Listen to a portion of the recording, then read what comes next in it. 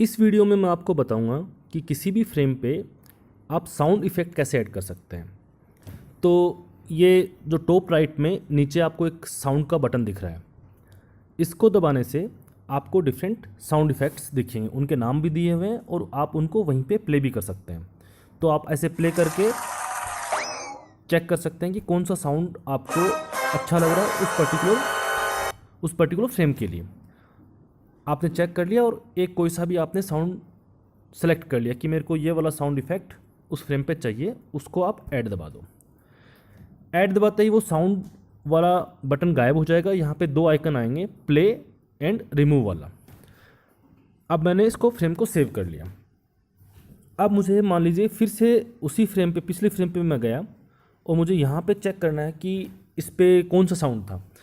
अब यहाँ पे वो साउंड वाला बटन नहीं है, प्ले एंड रिमूव का है। तो आप प्ले को दबाएंगे तो आपको साउंड पता लग जाएगा कि कौन सा साउंड था। रिमूव करने से वो साउंड रिमूव हो जाएगा। सपोज़ कीजिए कि आपको वो साउंड चेंज करना है, तो इसको रिमूव कर दीजिए। अब ये आपका नॉर्मल साउंड वाला बटन बन गया है।